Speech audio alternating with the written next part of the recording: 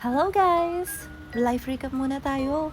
By the way, ako nga pala si Kay. Gusto ko lang i-share sa inyo yung naging journey ko dito sa Japan sa loob ng 5 taon. Dumating ako dito sa Japan year 2020. Pandemic days nun. Nung mga panahon na yun, yung batch yata namin yung pinakahuling na paalis ng agency namin papunta ng Japan. So pagdating namin dito, walang masyadong trabaho. Pinagtyagaan na lang talaga namin dahil hindi naman kami pwedeng umuwi nun dahil mahigpit. Pero masasabi ko pa rin na swerte kami. Dahil kahit papano sa loob ng 3 taon na pandemic ay sumasweldo pa rin kami. Dito sa Japan, naranasan ko yung 4 season. Naranasan kong magsuot ng doble-dobleng jacket. Pag summer naman, sobrang tumatagaktak yung pawis ko. Yung tipong pag nasa labas ka, para kang naka-heater. At syempre, yung pinaka-favorite season ko, ang autumn at spring. Walong nga pala kami sa batch namin. Makalipas ang 3 taon, unti-unti na rin kaming nalagas. I mean, yung iba umuwi na ng Pinas. Tinapos lang talaga yung unang kontrata namin na 3 taon. Yung iba naman ay nagsipag-asawa na dito. Doon ko na-realize na napag-iiwanan na pala yung edad ko. Sila may mga anak na, pero ako andito pa din. Kumakayod na para bang 10 anak ang binubuhay ko. Pero napag-isip-isip ko na hindi naman kami pare-parehas ng kapalaran ng buhay. May kanya-kanya kaming timeline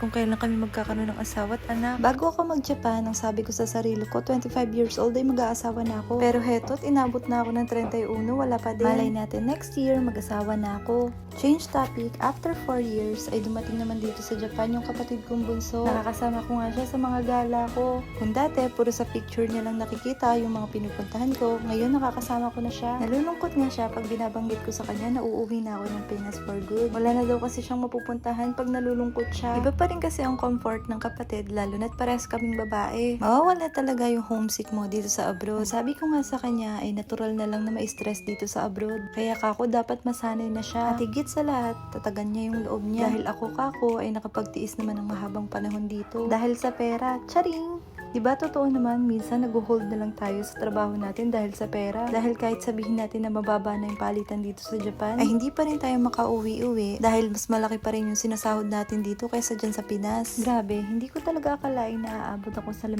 taon mahigit dito. Ang sabi ko kasi sa sarili ko noon ay hanggang 3 taon lang ako dito. Siguro dahil na rin sa mga taong nakakasama ko dito. Marami kasi akong nakikita at napapanood ng mga OFW na hindi nakakatagal sa bansang pinagtatrabahuan nila. Bukod sa mababa ang sahod, ay stress pa sa katrabaho. Yun naman ang ipinagpapasalamat ko sa Diyos dahil napunta ako sa lugar na maayos makitungo ang mga tao. Kung minsan ay hindi nagkakaunawaan, pero natural na lang naman yun. Masasabi ko na itong company na napagtrabahuhan ko ay naging comfort zone ko. Yun bang reklamo ka ng reklamo sa trabaho pero hindi ka naman makaalis-alis? Pero sa totoo lang guys, mababa talaga yung pasahod dito sa company namin. Nagtitiis lang talaga kami dahil may libreng kanin. Tapos mababait naman yung mga boss namin. Hindi kagaya sa ibang company dito sa Japan na sobrang higpit. Dito, nagagawa naman namin lahat. Pero syempre, may limitasyon pa din dahil hindi naman kami permanente dito. Actually guys, 5 years and 8 months na ako dito sa Japan. Kaya naman, obligadong umuwi na ako ng Pinas para mag-ayos ng lump sum. Mahaba-haba nga ang magiging bakasyon ko nito dahil binigyan kami ng company ng 4 na buwan na bakasyon para sa pag-aayos ng lump sum namin. Aba, talaga namang magkakaubusan ng ipon yan. Guys, mag-suggest nga kayo ano bang pwede kong itinda para naman kahit paano may bumalik sa akin. O siya, hanggang dito na lang muna. Pero teka, i-like and follow mo naman tong bagong page ko. Na-demonetize na kasi yung dati kong page. So sana subaybayan nyo pa rin ako dito ah. Thank you for watching. Follow for more.